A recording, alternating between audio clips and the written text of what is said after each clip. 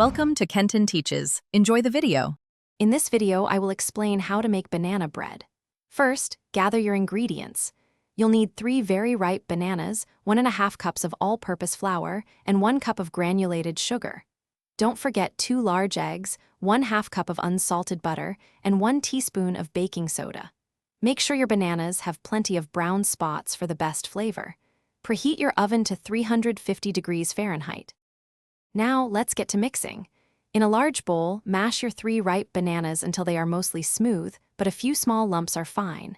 In a separate bowl, cream together your 1/2 cup of softened butter and 1 cup of sugar until light and fluffy.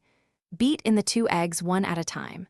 Then, gradually add your dry ingredients to the wet mixture, mixing just until combined. Overmixing can lead to tough bread. It's time to bake. Pour your delicious banana bread batter into a greased 9x 5-inch loaf pan. Make sure to spread it evenly. Place the pan in your preheated 350-degree Fahrenheit oven and bake for approximately 55 to 65 minutes. To check for doneness, insert a toothpick into the center. It should come out clean.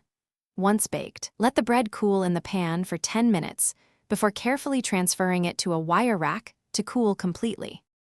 Your homemade banana bread is ready. Slice it up and enjoy it warm, perhaps with a pat of butter or a sprinkle of cinnamon.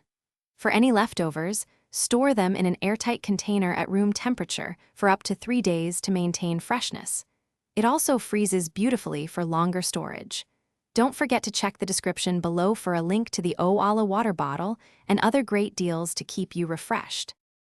Thanks for watching. Please subscribe if this video was helpful.